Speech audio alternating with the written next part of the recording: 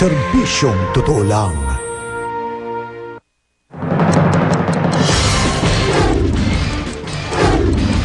Ilang estudyante sumugod sa CHED bilang protesta sa nakaambang pagtataas ng matrikula sa PUP.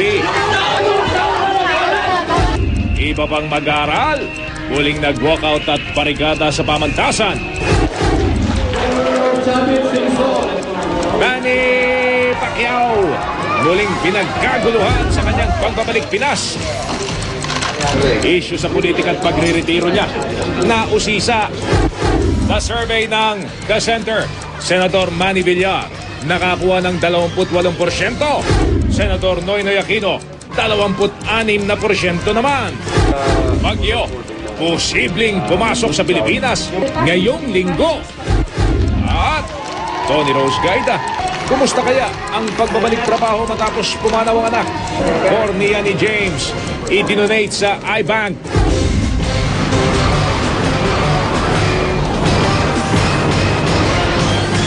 Mula sa GMA Network Center, narito si Mel Chanco, Mike Enriquez. Ito ang 24 oras.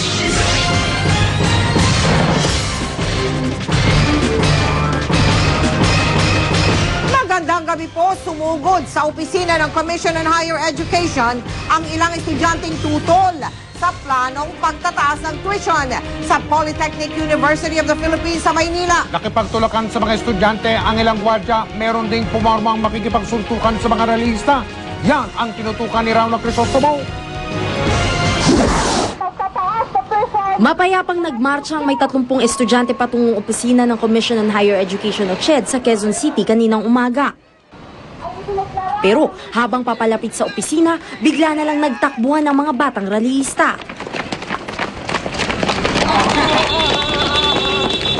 Ang gate ng CHED ang kanilang pinag-initan.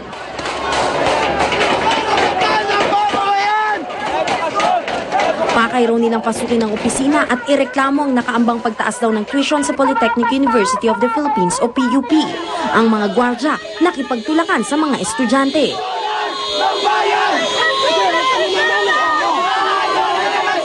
Bandang huli, wala nang nagawa ang mga gwardya.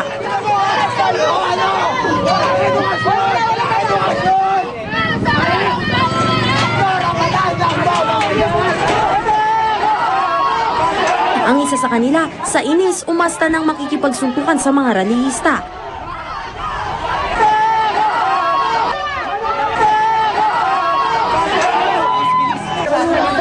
Tinangkapan ng mga rallyista na pumasok mismo sa loob ng gusali. Pero hinarangan na ng mga sofa at iba pang gamit ang pintuan. Kaya sa lobby ng CHED compound na lang nagprograma ang mga rallyista. Diyan nila makatwira na mula 12 pesos, gagawin daw 200 ang kada unit sa PUP. Para mo nang sinabing wag nang mag-aral ang mga mahihirap na kabataan natin. Kaya talagang galit na ang mga kabataan sa CHED dahil kailanman hindi tumindig sa panig ng mamamayan. Sagot ng CHED, ang PUP School Board lang daw ang may sagot sa reklamo ng mga estudyante. Ginagalang naman daw ng pamunuan ng CHED ang karapatan ng mga estudyante na magreklamo. Ang kanilang pakiusap lamang idaan sa mapayapang pamamaraan ng hindi magkasakitan. Rauno Crisostomo, nakatutok, 24 oras. Bilang protesta pa rin sa 2,000% dagdag sa matrikula sa Polytechnic University of the Philippines o PUP. Muling nag-walkout ang mga mag-aaral doon kaninang hapon. Ang sabi naman ng pamunuan ng PUP, hindi naman lahat ng kurso ay dadagdagan ang matrikula. Nakatutok sa PUP.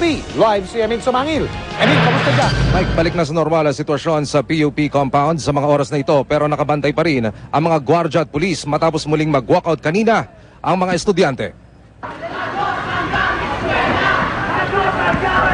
Mula sa PUP campus, sabay-sabay nagmarcha papalabas sa mga mag-aaral mula sa iba't ibang kurso alas 3 ng hapon kanina. Ikinandado ng mga gwardya ang main gate ng eskwelahan. Ipinaabot ng mga estudyante sa media ang kanilang karaingan.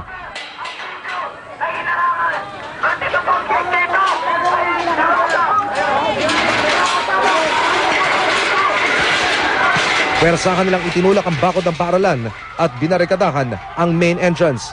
Wala nang nagawa ang mga gwardya at pulis.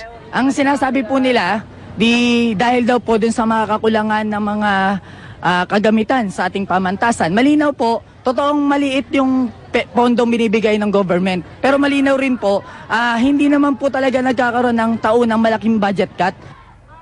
Bahagi ang walkout na ito sa halos araw-araw ng kilos protesta ng PUP students nitong mga nakalipas na araw. Nitong Biyernes, makikita sa cellphone video na ito ng paleparin ng mga mag-aaral at iba to sa school grounds mula sa kanilang mga silid-aralan. Ang anilay, mga bulok nilang upuan at blackboard. Nanindigan silang dapat inuna ng school management na palitan ng mga upuan at pisara bago i-facelift o pagandahin ang bakod at entrada ng PUP. Sagot ng PUP management, hindi lahat ng kurso ay tataasan ng tuition. 5,000 piso ang tuition hike sa ilang piling kurso sa bawat semester. Intindihin ninyo, 65 to 67,000 ang estudyante namin. Ang budget namin ay 600 million lamang. As compared sa ibang eskwelahan na 30,000 lang, ang kanilang budget ay 6 billion.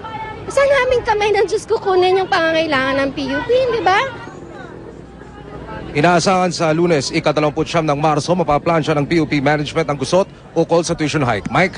Emil, lilinawin ko lang. Yung walkout kanina, pangsamantala lang, nagbalikan ba sa klase? Tuloy pa rin ang klase hanggang ngayong gabi? O buong araw na tumigil? Pagkatapos nila mag-walkout kanina, Mike, bumalik din sila sa loob ng campus para ituloy yung dialogo kasama yung PUP management. Pero hanggang sa mga sandaling ito, wala pa rin tayo nakukuha konkretong impormasyon mula sa mga mag-aaral at sa management ng Polytechnic University of the Philippines. Ano yan, araw-araw may walkout na dyan? Ang gagawin ng mga estudyante na protesta, gano'n ba yun, Emil? Tama yan, Mike, hanggat hindi raw napaplansya ang usaping ito hanggang sa sumapit ang ika-29 ng Marso sa Lunes, ay itutuloy nila ang kilos protesta bilang pagkontra nga dito sa nakaumang na tuition hike. Mike? Maraming salamat, Emil Sumangil.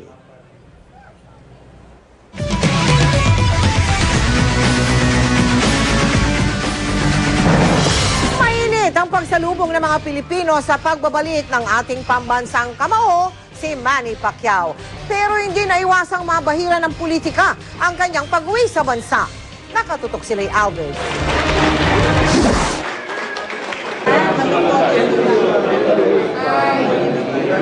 Pasado alas 5 ng umaga, balik Pinas na si pambansang kamao Manny Pacquiao matapos ang matagumpay na laban kay Joshua Clottey. Kasama ni Manny ang misis na si Jinky. Halata ang pagkamis sa kanila ng mga anak nilang si Jimwell, Michael at Princess.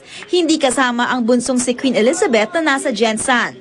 At dating DENR Secretary Lito Atienza at dating Ilocos Sur Governor Chavit Singson lang ang mga politikong sumasalubong kay Pacman. Nadagdag kanina si presidential candidate Manny Villar na kapartido ni Manny sa Nationalista Party.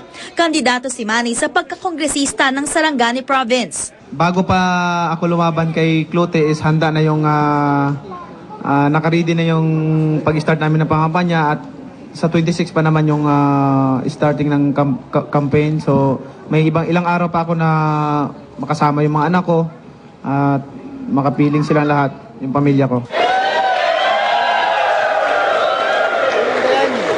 Mula sa airport, malapiestang sinalubong ang pambansang kamao sa New World Hotel. Dito sila nag-agahan ng mga pagkaing ni-request pa raw ni Manny gaya ng tinolang manok. Sandali silang nag-usap ni Senator Villar tungkol sa pagsama ni Manny sa kanyang kampanya. Ano naman kaya ang sagot ni Manny sa patutsada ni dating Pangulong Estrada na natatalo naman daw ang mga kandidatong ine-endorso niya? Fernando po tsaka JMA, inendorso ko si JMA, natalo niya si Fernando po. Hindi natin kailangan na kailangan natin na ipaliwanag sa tao, ipaliwanag natin kung sinong karapat-dapat. Pagkatapos mag-almusal, nagpahinga saglit si Manny at nakipaglaro sa anak na si Princess na daddy's girl daw. Mainit ding sinalubong sa San Andres, Maynila ang pambansang kamao. Dumaan si Manny sa bahay doon ni dating DENR Secretary Lito Atienza na muling kumakandidato sa pagka-mayor ng Maynila. Paliwanag ni Manny, dati kasi ay Manila City Hall o sa DENR siya dumadaan pag bumabalik siya sa bansa. Pero dahil walang tanggapan ngayon si Atienza, kaya sa bahay siya nito bumisita. Lay Alves, nakatutok, 24 oras. Mga kapuso, seryoso na raw pong pinag-iisipan ni Manny Pacquiao ang pagre-retiro sa boxing. Dahil na rin yan sa hiling na mismong nanay niya na si Aling Junisha. Sinabi niya yan habang nasa biyahe siya sa aeroplano habang pabalik dito sa Pilipinas. Ang tumutok doon ay si Lala Roque. Sa aming pagsama sa Team Pacquiao sa eroplano pauwi ng Pilipinas mula Los Angeles, California. Kapansin-pansing relax lang si Manny. Katabi niya sa eroplano ang asawang si Jinky na nasa business class. Pag-upo ni Manny, agad siyang nagbasa ng dyaryo. Tumambad sa kanyang headline sa sports page, kung saan nakalagay ang mababang pay-per-view sale sa katatapos lang na laban nila ng Aprikanong si Joshua Clottey. Nung laban daw kasi nila ni Oscar De La Hoya, umabot ito ng 1.2 million hits. Sa eksklusibong panayam ng GMA News, paliwanag ni Manny, hindi raw pwedeng ikumpara ang laban nila ni Clottey kay De La Hoya. Kumpara pangaraw sa ibang mga laban, malaki na rin ang kanilang nakamit sa Pacquiao-Clottey fight. Yung iba nga 300, 250 lang eh.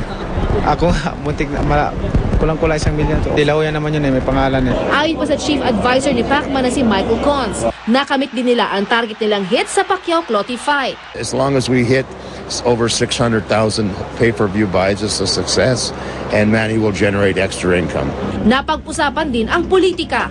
Ayon kay Pacquiao, magiging abala siya sa kampanya at pag-iendorso sa nationalista presidential bet Manny Villar at maging ang vice-presidenteng si Loren Legarda. Susuportahan din daw niya ang ama-amahan at dating DNR Secretary Lito Atienza. Pero nang aking tanungin ang disqualification case na kanyang inihain sa kanyang kalaban na si Roy Chong Bian sa pagkakongresista ng Sarangani, tila di ko mamibig ng pambansang kamao. Giit niya, hindi pabor sa kanyang kandidatura ang pagkakapanalo niya sa boxing. Hindi ko ikinukunik yung boxing sa politika. Iba yun eh. Kumbaga sa ang boxing is nagbibigay ng karangalan sa ating lahat. Seryoso rin daw siya sa pag-iisip na magretiro na. Malaki raw bahagi sa kanyang desisyon ang inang si Manang Junisha. Pero magretiro man sa pag-akyat sa ring, hindi raw siya mawawala sa larangan ng boxing. Yung mama ko, makaawa daw siya. Mag-manage ng mga fighters na may potential and then magpo-promote. Bago naman lumapag ang eroplano sa NAIA, nagpunta si Manny sa economy class ng eroplano para kumaway at magpa-picture sa iba pang pasahero. Maging ang mga staff ng PAL, nagpa-picture din. Lala Roque, nakatutok, 24 oras. Hindi raw apektado ang relasyon ng Pangulo at ni Manny Pacquiao kahit pa hindi sila pareho ng sinusuportahang kandidato sa pagkapangulo. Bago mag-courtesy call sa Malacanang, dumaan muna sa Quiapo Church si Pacman para sa isang Thanksgiving Mass. Nakatutok si Cara David.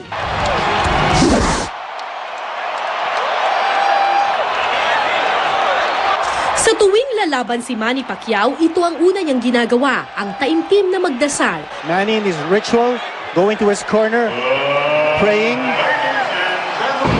Deboto ng Poong Nazareno si Pacman kaya kanina tulad ng nakagawian, ang Quiapo Church ang isa sa mga una niyang pinuntahan. Isang misa ng pasasalamat ang idinaos para sa pambansang kamao. Ang iba sa atin, kampiyon.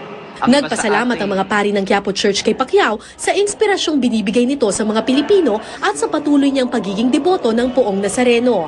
Ani Pacquiao, lahat ng laban niya ay alay sa Panginoon at alay sa bayan. Sa kanyang talumpati, nakiusap rin si Pacquiao na huwag na sanang bahira ng politika ang boxing. Batid ng lahat na may pinapanigan raw siyang presidential candidate at maging siya ay tumatakbo sa eleksyon. Pero iba raw ang Manny Pacquiao sa boxing at iba ang sa politika. Ang hinihiling ko sa lahat, itong boxing ay hindi po kaugnay ang politika dito. Iba po ang boxing. Ang boxing po ay siyang nagbibigay ng karangalan ng ating bansa at karangalan nating mga Pilipino. Ito rin ang issue ng mag-courtesy call si Pacquiao sa Malacanang pagkatapos ng misa. Kahit magkaiba raw sila ng sinusuportahang presidential candidate ni Pangulong Arroyo, hindi raw nito naaapektuhan ng kanilang relasyon. Agaw eksena naman sa courtesy call ni Pacquiao ang apo ni Pangulong Arroyo na si Diggy Boy.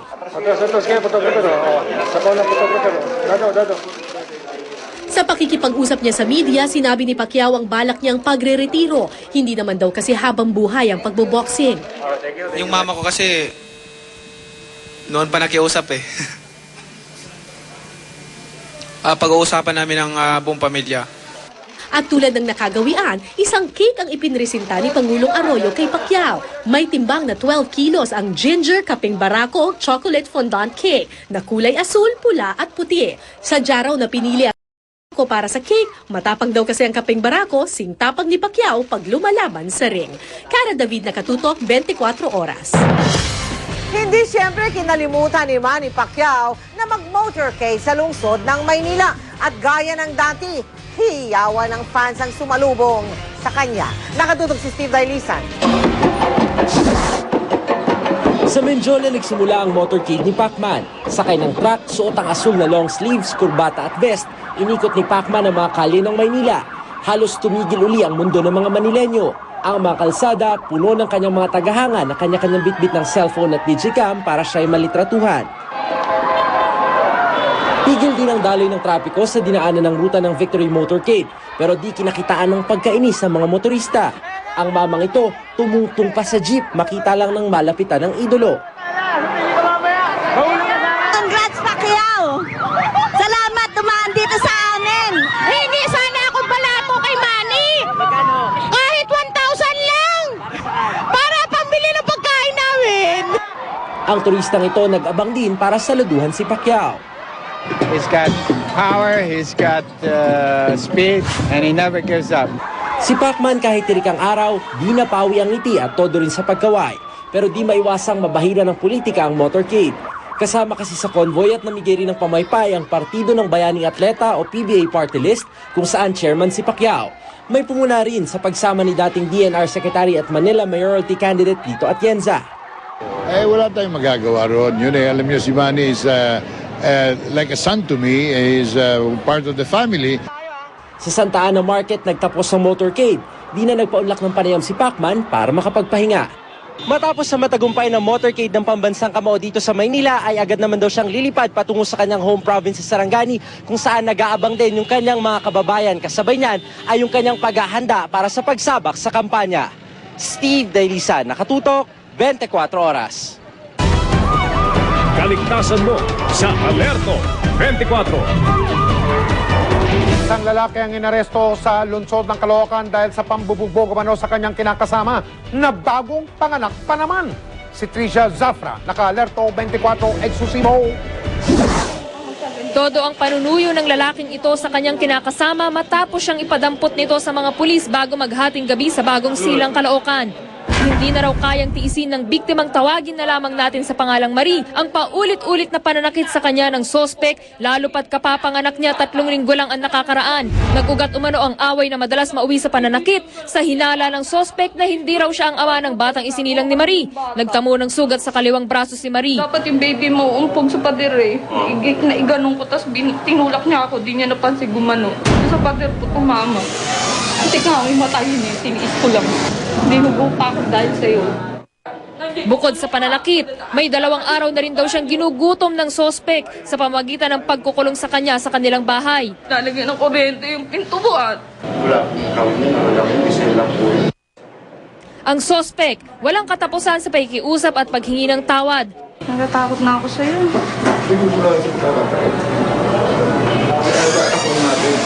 Anak natin ngayon. Kanina sabi mo, hindi mo anak. At nang ipapasok na ito sa kulungan, nag-iiyak ang sospek habang di malaman paano lalambingin at kukumbinsihin ang biktima na palampasin ang kanyang ginawa.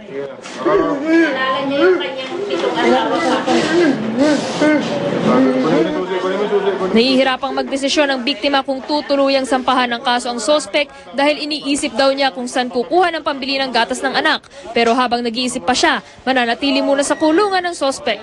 Tricia Zafra, naka-alerto 24.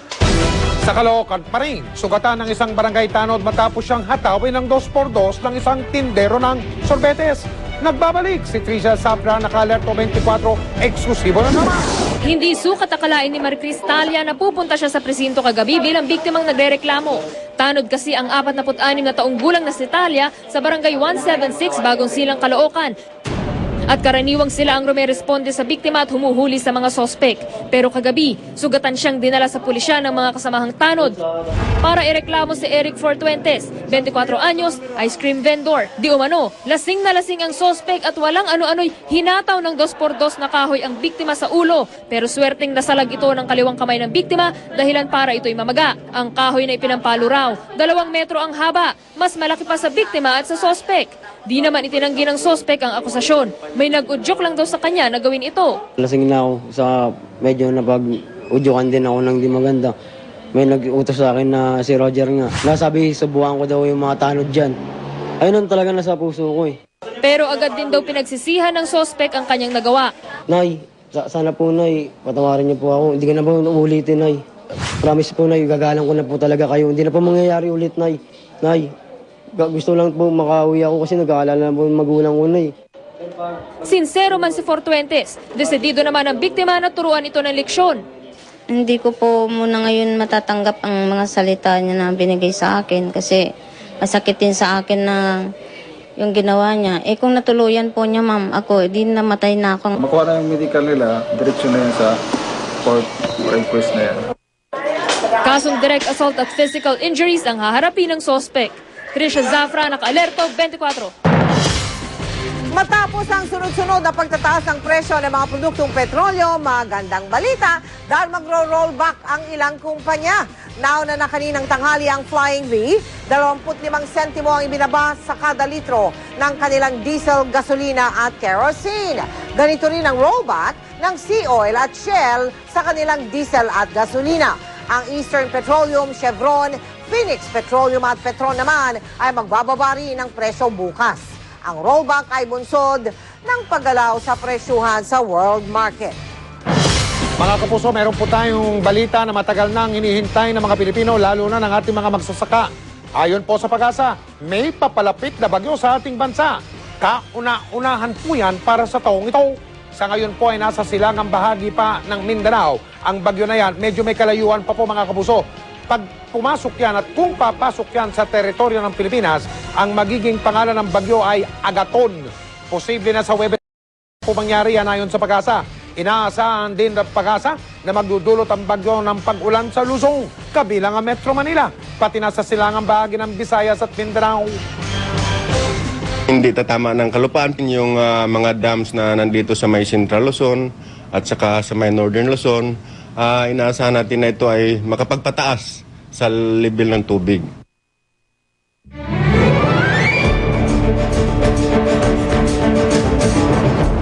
Apat na araw bago mag-eleksyon 2010, nakakuha si Senador Manuel Villar ng 28% sa pinakabagong survey ng Issues and Advocacy Center o kilala sa pangalang The Center. Samantalang 26% naman si Senador Benigno Aquino III. 2 puntos ang lamang ni Villar kay Aquino. Ang tinatawag na margin of error sa survey na yan ay nasa 2.8%. Ayon kay Ed Malay ng The Center, tabla sina Villar at Aquino. Pumangatlo sa survey na yan si dating Pangulong Joseph Estrada. Sinundan siya ni na dating Defense Secretary Gilbert Teodoro at Senador Richard Gordon. Nasa pang-anim na pwesto naman ang kandidato ng Partidong Bangon Pilipinas na si Brother Eddie Villanueva. Ang survey na ginawa sa buong Pilipinas o nationwide ay tinanghal o ginawa mula ika-3 hanggang ika-10 ng buwang ito ng Marso. 2,400 ang mga tinanong. Ang The Center ay isa pong tinatawag na political monitoring organization na nagbibigay ng mga ulat sa kalagayang politikal sa ating bansa. Ikinatuwa ni Senador Manny Villar ang resulta ng survey ng Issues and Advocacy Center o tinaguriang The Center. Nagpasalamat si Villar sa anyay suporta at tiwala ng kanyang mga kababayan. Malaking inspirasyon daw ito, lalo pat nalalapit na ang eleksyon. Patuloy raw sila sa pag-iikot para alamin ang mga pangangailangan ng mga tao. Hindi naman nagbigay ng reaksyon ang kampo ni Senador Noynoy Aquino kaugnay sa survey ng The Center. Ayon sa tagapagsalita ni Aquino na si Attorney Edwin Lacerda, hihintayin na lang nila ang resulta ng survey ng social weather stations at ng Pulse Asia. Sinabot ni dating Pangulong Joseph Estrada ang iba't ibang issue na ibinabato sa kanya sa muling pagsabak niya sa eleksyon. Kabilang na riyan ang pahayag ni Senador Noynoy Aquino sa UH Iritan 2010. Ang sinabi noon ni Senador Aquino, hindi dapat binigyan ng pardo na pagpapatawad si ERAP. Nakatutok si Joseph Moro. Game na game at pasayaw-sayaw pa si dating Pangulo at puwersa ng masang Pilipino Presidential Bet Joseph Estrada sa pagharap niya sa UH Iritan 2010. Kasama ang kanyang Vice President na si dating Makati Mayor Jejo Marbinay. Sa kanyang muling bagsabak sa pagkapangulo, sinabi ni Erap na natuto na siya ng leksyon na mapatalsik siya sa pwesto noong 2001. Dahil yung mga naghaharing uri, hindi nila matanggap na ako nahalal. Kung sakali man maging Pangulo ko, sila ang pakukulong ko lahat. Hindi nila ako pwedeng alisin sapagkat ako tunay na halal ng taong bayan. Itinanggi niya na nagpayaman siya sa pwesto. May mga negosyo na raw siya bago siya naging Pangulo. Sabay tukso kay Professor Winnie Monsod na pinaghandaan niya ang mga tanong nito. Bakit ho hindi naka-reflect sa inyong Statement of Assets and Liabilities ang net worth noong 1999? Dahil po nag-divest na po tayo, nung senador pa tayo, nilagay po natin sa isang kumpanya. Ayan ang pangalan ng job. Maliwanag po ba? Preparado ako sa mga question nyo. Anong kumpanya? Sinagot din ni Erap ang sinabi ni Liberal Party Presidential Candidate Noynoy Aquino na hindi ito sang-ayon sa ibinigay na pardon sa kanya ni Pangulong Arroyo. Sabi ni Erap, hindi niya ito hiningi. Sabay paalaala kay Noynoy. Si President Cory Aquino. Pinarelease niya agad yung komunista, ang head na komunista si Jose Maria Sison. Tapos pinasundo pa niya si Normy Suarez. Tapos pinarelease niya at pinardon din niya si Commander Dante. Wala naman nagreklamo. Ba't siya ngayon magre-reklamo sa akin? Sa ambush interview, sinabi ni Erap na hindi naman daw siya nainis sa sinabi ni Noynoy. Ewan ko, baka yun ang sarili niya opinion. I respect his opinion, pero binaliliwanagan ko lang siya. Tugon naman ni Erap sa umunid fatwa na inilabas ni Marawi City Grand Imam Ustaz Jamel Yaya na suportado raw ng Moro Islamic Liberation Front o MILF. Kung magiging Pangulo raw siya ulit ay hindi siya mangingimi magdeklara ulit ng gera. Pero hindi raw ito laban sa mga Muslim, kundi sa mga kumakalaban sa gobyerno. Because we have exhausted all remedies for this peace talk for more than 30 years. Ang bisa naman ni Erap na si Binay, sinalagang mga akusasyon na nagpayaman na rin siya bilang mayor ng Makati. Kung meron naman hong batayan yan, matagal na ho kaming inihabla. Mga lumang tugtugin na po yan Joseph Morong, Nakatutok, 24 Oras. Naghain ng motion for reconsideration ng ilang kandidato ng Nationalista Party kaugnay sa pagbibigay pahintulot ng Korte Suprema kay Pangulong Arroyo na magtalaga ng susunod na Chief Justice.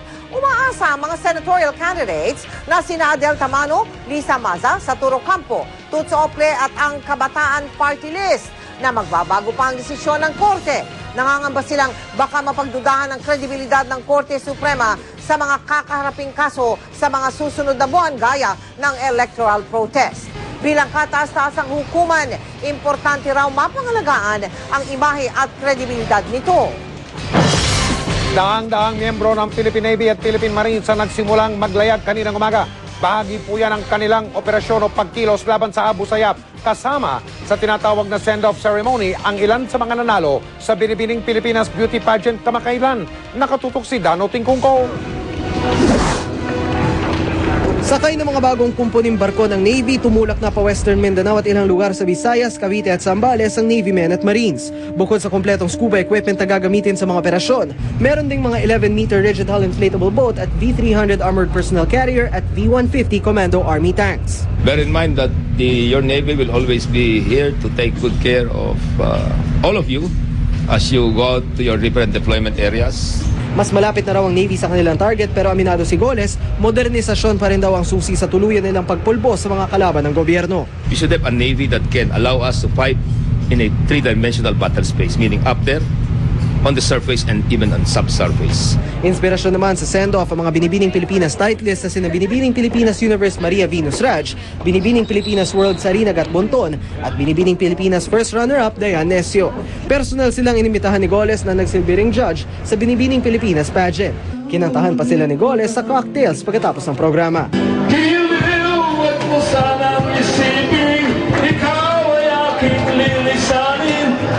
Tuwang-tuwa naman ang mga beauty queen. It's really heartwarming and we feel so happy na at least we're part of the send-off. Proud na proud ako sa kanila dahil sila yung mga tumutulong para sa pag-unlad ng bansa natin.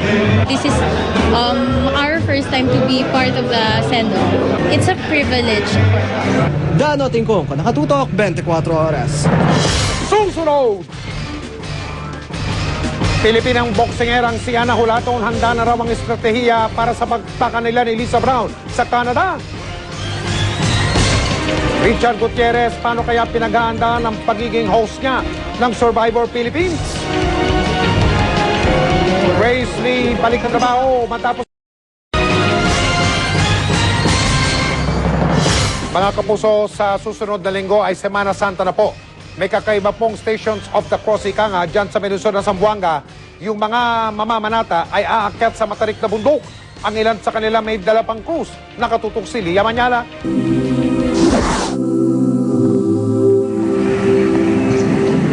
Tunay na penitensyang maituturing ang kakaibang Stations of the Cross na ito sa abong-abong Zamboanga City. Para na rin kasing naranasan ang pinagdaanan ni Cristo sa pag-akyat sa bundok ng Golgotha kapag aakyatin ang matarik na bundok na ito. Bawat istasyon ng krus nakapangalan sa parokya at universidad sa Zamboanga. Ang eskultura talagang pinaghirapan at pinaganda. Pati na ang sculpture ng pagkabuhay ni Cristo malapit sa krus. Halos 2 kilometro ang inaakyat nila dito kung Semana Santa. Ang ilan may bitbit pang krus kaya naman doble hirap sa pag-akyat. Dito lang sa baba.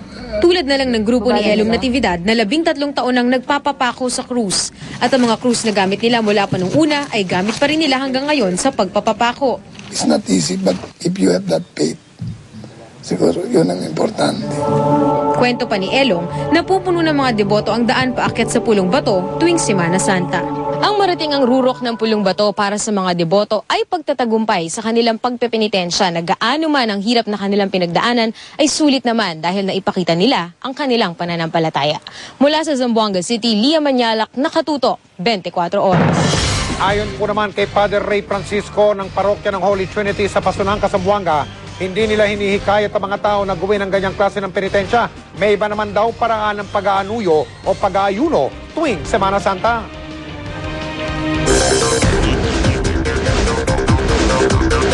Isang bus ang nagliyab sa EDSA Ortigas kagabi ay si driver posibleng sa palyadong linya ng kuryente nagmula ang apoy.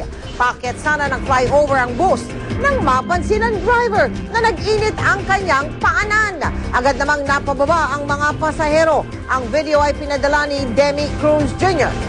Isang nasusunog ding 18-wheeler ang inabutan kahapon ni Brian Tuazon sa Subic-Clark-Tarlac Expressway o SCTEX. Sinasabing linya rin ng kuryente ang sanhi ng sunog. Sa mga gusto magpadala ng mga video o picture ng mahalagang balita, mag-log on sa www.gmanews.tv/uscoop. Kung MMS ang gusto ninyong ipadala, i-text ang balita MMS space, ang inyong mensahe, pangalan at address at i-send sa 4627. At kung impormasyon ang gusto ninyong ipamahagi sa amin, i-text ang balita space, ang inyong mensahe, pangalan at address at ipadala sa 4627. Chika Minute! Aminado si Richard Gutierrez na magiging very challenging ang pagiging host ng Survivor Philippines. Paano kaya niya ito pinaghahandaan? Alamin sa chika ni Lars Santiago. Kung pwede lang hatakin ng mga araw, gagawin daw ito ni Richard Gutierrez. Ganoon siya ka-excited mag-host ng Survivor Philippines. Ever since before growing up, I enjoyed being active, yung mga outdoors, adventure, yun talaga yung gusto ko. Ilang buwan pa bago magsimula ang taping ng Survivor, pero ngayon pa lang, inihahanda na ni Richard ang sarili. Physically, I'm preparing myself. Mentally also, I know it's gonna be hard. And as a host of the Survivor, I have a lot of responsibilities. It's not as easy as it looks. Nagpapasalamat si Richard na makakapag-concentrate na siya sa Survivor, lalo pat wala na ang mga kaso na kinaharap niya. Nitong Biyernes, nagkaroon ng Thanksgiving Mass si Richard at ang Royal Era kung saan dumalo ang abogado ni Richard na si Attorney Hener Asuncion at si GMA Films President Annette Gozon Abrogar. Sabi ni Richard, kahit tapos na ang kaso, gusto pa rin niyang makipag-ayos sa pamilya ng namayapa niyang personal assistant na si Nomar Prado. Until now, willing kami tumulong and of course for the benefit of the kids. I want to talk to them. You know, Richard told me, I keep that offer. I'm still open for that. I want to look after the welfare of the children. That's the kindness of the man. Lars Santiago, nakatutok, 24 oras. Tony Rose Gaida back to work na habang hinaharap ang lungkot sa pagpanaw ng anak. Tutukan yan. Susunod! Bulkan sa gitna ng mga yelo sa Iceland. Sumabog! isang Iceland, isang bulkan sa gitna ng yelo ang sumabog. Ayon sa mga eksperto, ngayon lang pumutok ang bulkan matapos ang halos 200 taon. Ang pagsabog ay hindi naman sa mismong summit o tuktok ng bulkan, kundi sa isang bahagi kung saan walang gaanong yelo. Kaya wala raw panganib na bumaha ng husto. Daan-daan ang inilikas, kanselado rin ang maraming flight dahil sa kapal ng ibinugang abo. Handa na po ang boksingerang Pilipina na si Ana the Hurricane Hulaton sa kanyang laban kontra kay Lisa Bad News Brown sa Canada. Mapapanood po ang laban na yan sa darating na araw ng linggo. Alas 3 ng hapon dito sa GMA. Nakatutok si JP Soriano. The Hurricane Hulaton. Napahanga ng Pinay World Boxing Champion na si Ana the Hurricane Hulaton ng boxing fans sa buong mundo nang matalo niya noong September 2009 ang matinik na boksingerong si Kelsey Jeffries at masungkit ang IBA Super Bantamweight belt. Champion of the world, Ana the Hurricane Hulaton. Bago matapos ang 2009, nakuha rin ni Hulaton ang WBO Super Bantamweight belt matapos ng matagumpay na laban kay Deborah Biggers. At sa linggo, haharap na naman sa panibagong hamon ng ating kampyon laban sa 4-time world champion na si Lisa Bad News Brown sa Canada.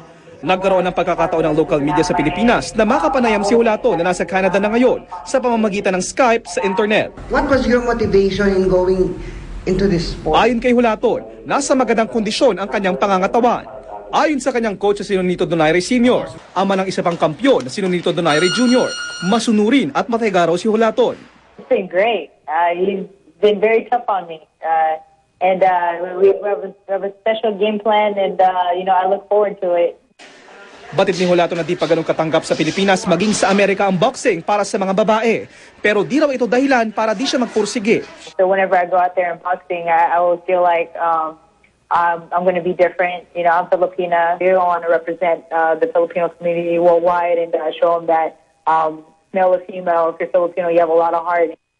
Oh boy, yeah. Maging si GMA President, Chairman at CEO, Atty. Felipe Gozon, kinausap din si Hulaton sa Skype.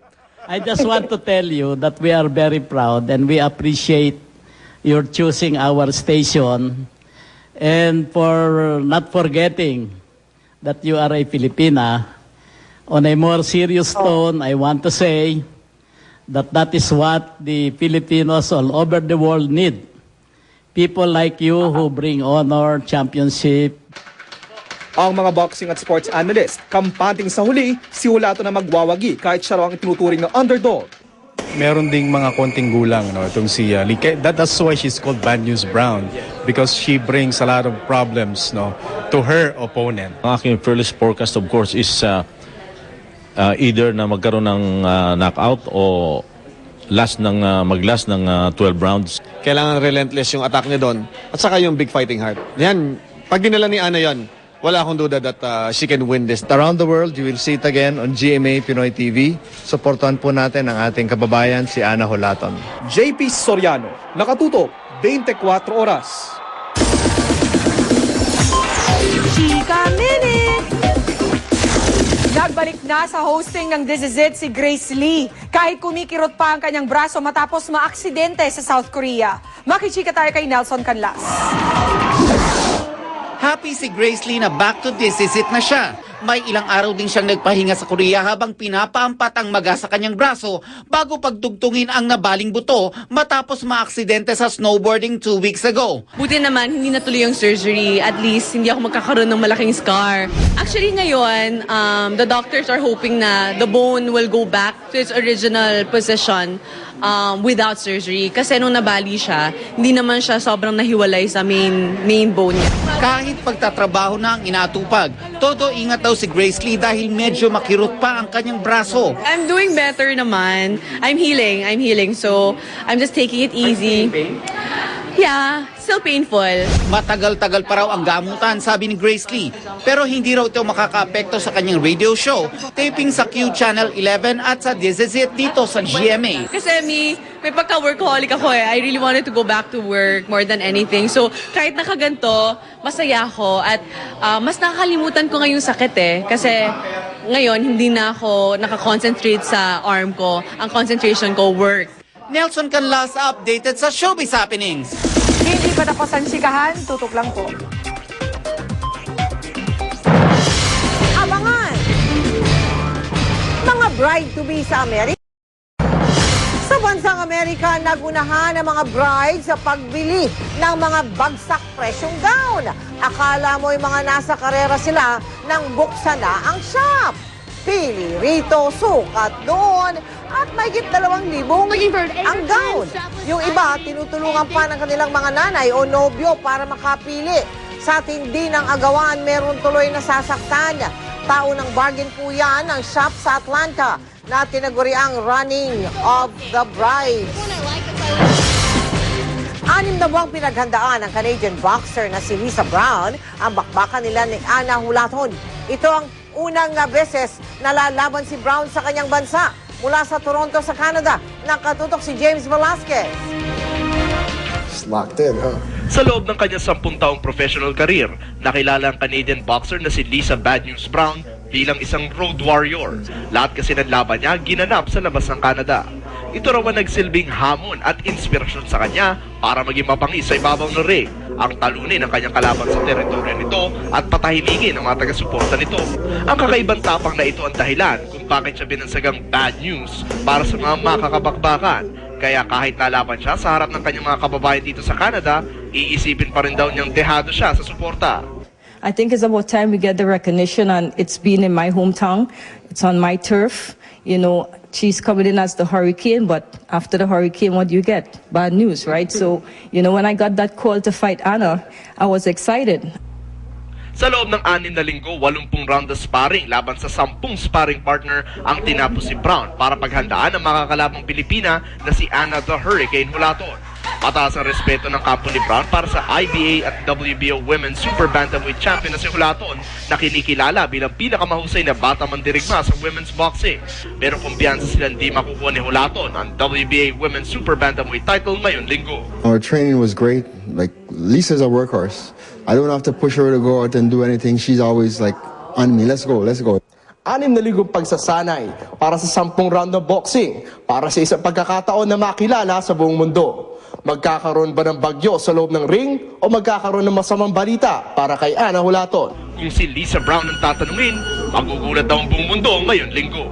Gonna go out there and showcase my skills, show the world what I'm all about, the road warrior, and I'm confident. Mula sa Toronto, Canada, James Velasquez sa Katutok, 24 Oras. Si Mel Tiangco, ang inyong kapusong totoo.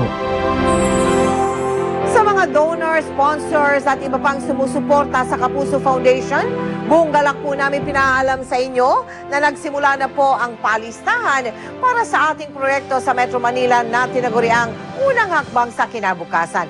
At pati sa mga lalawigan, pinaghahandaan na rin ang gagamitin ng mga magsisipag grade 1. Sa mga nagpalista, ibabase ang bilang ng mga magiging grade 1 beneficiaries ng unang hakbang sa kinabukasan para sa school year 2010-2011. Isang social hall na punong-puno ng mga magulang at magsisipag grade 1 ang bumati sa amin sa East Central Elementary School sa Dagupan sa Pangasinan. Gaya ng mga naroon, maagap din na ipinalista ni Ramona ang anak para mapabilang sa mga mabibigyan ng libreng gamit pang eskwela sa darating na pasukan. Ayon sa principal, hindi lahat ng mga nagpalista ay nakatuntong sa kinder.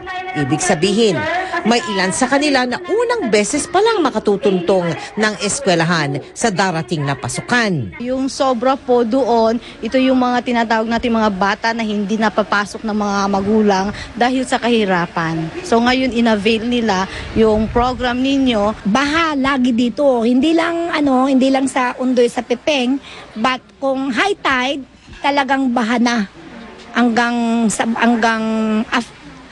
above the knee. Kaya nahihirapan mga bata at minsan yung mga guro. Kung ang East Central School, unang pagkakataon pa lang na makakatanggap ng gamit mula sa proyektong unang hakbang sa kinabukasan, sa Lucaw Elementary School, 3 beses nang ginaganap ang palistahan.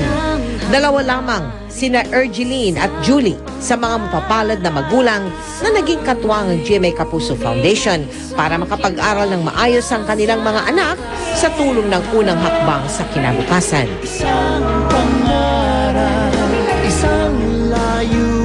Mga magulang, mahalagang ipalista ang inyong mga anak na magsisipag grade 1 para sa unang hakbang sa kinabukasan. Nakapaskil na po sa mga piling paaralan sa Metro Manila at maging sa Dagupan sa Pangasinan ang schedule ng palistahan. At sa mga nasa iba pang lalawigan, abangan ang palistahan ngayong linggo sa mga piling paaralan sa Luzon, sa Visayas, at sa Mindanao. Samantala, sa mga nais maging katuwang sa proyektong unang hakbang sa kinabukasan, magsadya po sa aming tanggapan Lunes hanggang Biyernes o kaya ay magdeposito sa aming mga bank account. Maaari ring mag-donate sa www.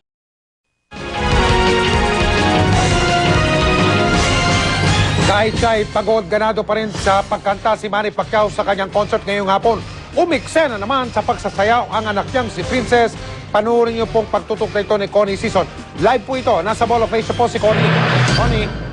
Yes, Mike. Pasado alas 5 nga ng hapon nang matapos ang mini concert dito sa SM Mall of Asia Music Hall ng pambansang kamao na si Manny Pacquiao na talaga namang ikinasaya ng lubos ng kanyang mga fans. Bigay todo pa rin si Manny para sumaya ang kanyang fans sa pamamagitan ng mini concert sa SM Mall of Asia Music Hall kahit aminadong pagod na sa kanyang hectic schedule ngayong araw. Sa sobrang inspirado ni Manny sa pagdagsa ng kanyang mga tagahanga, ang kanyang 3 kantang dapat aawitin ay nadoble.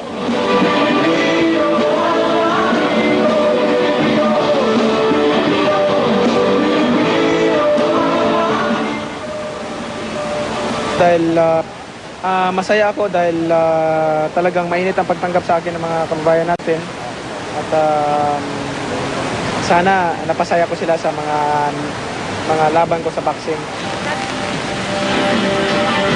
Bawat kanta ni Manny bakas ang tuwa sa kanyang mga tagahanga. Lalo na ang kanyang tinaguriang #1 fan na si Rosario Total na ang tanging pangarap ay ang makita ng personal ang kanyang idol at mapapirmahan ang kanyang itinintang larawan nito. Tuwing lumalaban po siya, nagdadasal din ako, kagaya ng nanay niya. At saka, matagal ko na po siya talaga makita. Gusto ko siya makita, hindi lang ako... Ngayong araw, natupad ang pangarap na ito ni Rosario. Sa kabila ng mahigpit na security ni Manny, pumayag ang pambansang kamao na papasukin ito sa kanyang dressing room para personal na makausap at mapagbigyan ang hiling nito. Natso.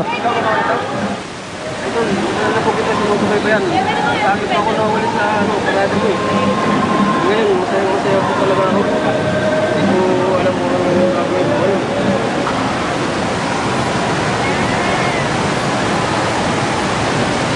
Di naman napigilan na mapaluha sa tuwa ni Rosario. Gumaan yung parang nabunutan ako ng tinik at saka yung kabaho kanina. Samantala, masaya naman ang may bahay ni Manny na si Jinky sa kanilang pag-uwi sa bansa na wala ng kasabay na intriga. Full support din ang anak ni Manny, lalo na si Princess na talaga namang agaw eksena pa. Mayat maya rin itong sumasayaw kinukuhang mic kay Manny.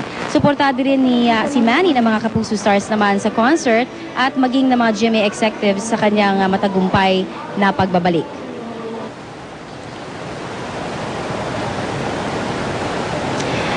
Mike, ang naturang concert ay inorganisa naman ng GMA Network at ito po ay tumagal ng 1.5 oras. Pero ayon nga kay Manny, wala daw ito sa ikli o sa haba. Ang importante raw ay nakapagbigay saya siya sa kanyang mga fans sa kanyang muling pagbabalik. Mike? Maraming salamat, Connie Season. Naghahanda na po ang mga taga San Pedro Kutuod sa San Fernando, lalawigan ng Pampanga. At yun po ay para sa taunang pagpapapapo sa Cruz. Bukod sa pagbabawal sa mga kandidato na mangampanya, maghihigpit na rin daw sila sa mga dayuhan na gustong makilahok sa tradisyon nila. Nakatutok si June Benero Show. Sa nakalipas na mga Biyernes Santo, dinarayo ang Barangay San Pedro Kutud sa San Fernando City, Pampanga dahil sa pagpapapako sa krus ng ilang deboto. Kanina, sinimulan ang paghahanda para sa taunang tradisyong ito. Kung dati nasa gilid, ngayon inilipat sa gitna ng isang bakanting lote ang tinatawag na burol kung saan isinasagawa ang pagpapapako. We decided na ilipat dito para maluwag, tapos para visible sa mga tao. Pagdating ng mahal na araw, mahigpit na ipagbabawal dito sa tinatawag na burol ang anumang uri ng pangangampanya. Walang sisinuhin, mapa-administrasyon man o oposisyon. Nais ng mga organizer na mapanatiling sagrado ang taunang tradisyon. Pinagbabaklas ng mga kawani ng barangay ang mga campaign paraphernalia na malapit sa burol. Pati yung mga poster at tarpaulin ng mga politikong nakakalat sa mga kaling daraanan papuntang burol, tatanggalin. Papayagan na daw ibalik ang mga ito pagkatapos ng mahal na araw. Bawal po. Wala pong mabibigay ng leaflets o nagpupolitika dito. Bawal pa. Pinabawal po namin. Hindi lang pangangampanya ang paghihigpitan. Sa kauna-unahang pagkakataon, ang mga foreigner o dayuhan na gustong magpenitensya ay isasailalim sa mahigpit na screening ng komiteng nangangasiwa sa okasyon. Nainsulto raw kasi ang mga organizer sa pagsama sa penitensya noong nakarang taon ng isang foreigner. Nasaksiyan mismo ni Councilor Jimmy Lasatin ang umano'y hindi ka nais-nais sa pananalita at pagkilos ng banyaga habang nagpepenitensya. Tumatawa lang siya at saka sinasabi that there's nothing into it, parang ganun, na hindi naman dapat ganun. It's not an insult to me, it's an insult to the culture. Pakiusap ng mga organizer, wag naman daw sanang samantalahin at paglaruan ng ibang tao ang isa sa mga tradisyong sumisimbolo sa pananampalataya ng mga Kristiyano. June Veneracion, Nakatutok, 24 Oras. Susunod, Tony Rose Gaida, kamusta na sa kanyang pagbabalik trabaho matapos mamatay ang anak? Tutukan niya dito sa 24. Meron po tayong balita mula sa lalawigan ng Zambales, isang nangihinang dolphin na napadpad sa Pangpang ang nasagip. Sa mga sandaling ito, inaalagaan na po siya ng mga eksperto ang tumuto kay si Romy Garduse ng programa dito sa GMA na Born Wild. Naabutan naming lola ng truck ang isang striped dolphin. Nasadsado na stra nito sa Pampang ng Barangay Poblacion North, Santa Cruz, Zambales, dakong alas 5 ng hapon ito nakaraang Biyernes. Pansamantalang nilagay ito sa duyan ng mga local volunteers hanggang sa dumating ang rescue. Itinakbo ito ng mga rescuer ng Philippine Marine Mammal Stranding Network sa isang rescue center. Ito, meron daw na rescue na isang dolphin na nasadsad sa Pampang dyan sa Santa Cruz sa Zambales. Silipin natin kung anong kalagayan. Pwede sumakay? Nakalagay sa stretcher ang kawawang dolphin. Sagutan nito at kapansin-pansing impit ang paghinga. So far, ano ng assessment ninyo? Ano ng clinical condition niya? May nag-show na rin po siya ng signs ng dehydration. Tapos medyo matamlay po siya. Hindi siya normal kung gumalaw. Pag hinahandle po siya. Hindi nagkukumiglas. Nilagay siya sa isang duyan para kasi medyo delikado. Kung iwanan siya, baka tumagilid at malunod. Hindi rin tukoy ang dahilan kung bakit nastra ng dolphin. Ibibiyahe ng halos 4 na oras ang dolphin. Napansamantalang tinawag na si Joy. Habang tumatakbo, patuloy itong binabasa ng tubig at nilalapatan ng lunas. Paano siya ng plema? Plema yan. Kinakailangan itong gamitan ng tube para mabigyan ng antibiotic, durog na pagkain at mapainom ng tubig. Kinuhanan din ito ng blood sample para masuri sa laboratory. Hanggang sa ngayon, hindi pa rin kayang lumangoy mag-isa ni Joy, kaya't round the clock siyang inaalalayan ng 2 tao para hindi malunod. Nababahala ang ilang eksperto sa pagdalas ng mga kaso ng stranding sa iba't ibang bahagi ng Pilipinas. Usually, makikita mo na animal na to ay may sakit sapagkat kung malakas yan, hindi yan papahawak. Pero as usual, ang sinasabi namin, ang mga ganyan, hayop sa wild, hindi sila magpapakita ng mahina sila. Bagamat hindi nawawala ng pag-asa ang mga veterinaryo na muling lalakas si Joy, hindi pa matiyak kung kaya pa nitong makabalik sa karagatan. Ako si Romy Garduse para sa 24 Oras. Biktima ng computer hacker ang website ni Senador Manny Villar. Ang hacker ay nagpakilala raw na Chris Aquino. Tinitira ang paggamit ni Villar ng mga bata sa kanyang political ad. Imbis na si Villar, ang kapatid na lang daw niyang si Noynoy ang iboto. Ipinost ang mensahe noong Biyernes, kaninang tanghali, wala na ito. Ang Nationalista Party ni Villar nalulungkot at nababahala raw sa ginawa sa website ng senador. Sana raw ang mga ganitong kadesperadong aksyon ay hindi maging pangkaraniwang gawain habang papalapit ang eleksyon. Sa kanya namang text message sa GMA News, sinabi ni Chris Aquino na wala siyang alam tungkol sa pag-hack sa website ni Villar. Chika Minute! Dinonate ng pamilya ni Tony Rose Gaida ang kornea na namatay niyang anak na si James. Kanina back to work na si Tony sa Itbulaga para raw kahit paano ay makatulong ito sa kanya para makamove on. Makichika tayo kay Nelson Canlas. Para kay Tony Rose Gaida, therapy ang trabaho niya sa Itbulaga para mawaglit sa isip pansamantala na wala na ang anak na si James. Biyernes ng madaling araw namatay si James matapos mahulog mula sa ika-4 na palapag ng tinitirahan nilang condo building. Ayoko muna sa bahay. Although everyday pinapasukan ko na yung room. Pero ayoko muna palaban yung yung punda niya, yung gano'n. Kasi nandun pa yung amoy niya. So, mami ko kagabi, more or less naka-release na siya, nakasigaw siya, nakaano siya, which I think is good for her. Unti-unti na rin hinaharap ni Tony Rose ang realidad sa kanilang tahanan. Mas madalas na raw ang pagpasok niya sa kwarto ni James. Iba talaga ang power ng Panginoon sa buhay natin. And di ba, why not? Kung makakatulong din ako sa iba na maring may iba nga dyan, buong pamilya nawawala, hindi ba? But yung masasabi ko lang is don't waste your pain because alam nyo, magagamit nyo rin yan para sa iba. Dinonate ang mga mata ni James sa iBank Foundation of the Philippines. Nagpaabot ng labis na pasasalamat ang presidente ng foundation. Pinaprocess na raw ang mga cornea at naghahanap ng magiging recipient. Naging inspirasyon daw ng ibang pamilya ang ginawa ni Tony Rose at ng inang si Rosa Rosal. I'm sure my son would also have wanted it that way. Nelson Canlas, Katutok, 24 Oras.